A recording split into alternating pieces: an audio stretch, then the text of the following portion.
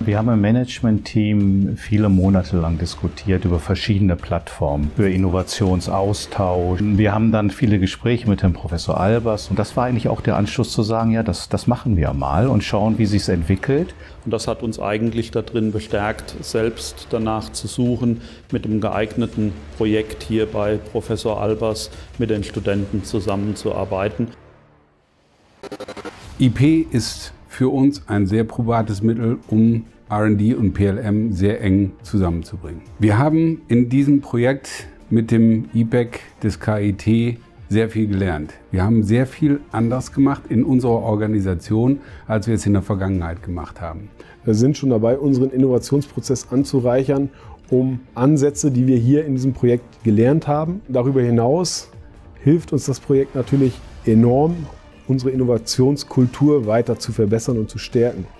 Es sind erstaunliche, schnelle Innovationen herausgekommen, die sehr anwendungsorientiert sind und die wir auch im Business mit übernehmen können. Es ist wirklich beeindruckend, was in der Zeit entwickelt wurde.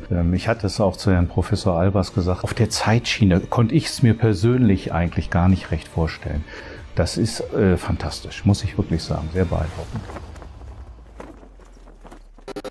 Und es ist sehr erstaunlich, mit welcher Innovationskraft und Schnelligkeit die jungen Studenten einerseits die Aufgabenstellung begriffen haben und dann auch schnell eine Lösung entwickelt haben. Nach der Zuordnung der einzelnen Produktideen zu den Produktmanagern geht es ganz klar hier in die Marktbetrachtung, in die Erstellung des Business Cases. Von Anfang an sehr konsequent geplante Einbeziehung unserer Mitarbeiter auf ThyssenKrupp-Seite. Die waren also nicht ausgeschlossen vom Projekt, sondern die waren ein wesentlicher Teil vom Projekt.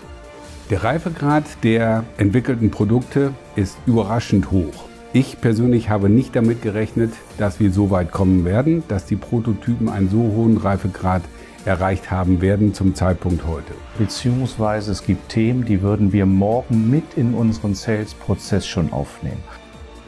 Würden Sie IP nochmal machen? Gute Frage. Wenn wir es noch einmal machen würden, wir würden das gleich doppelt so groß aufziehen.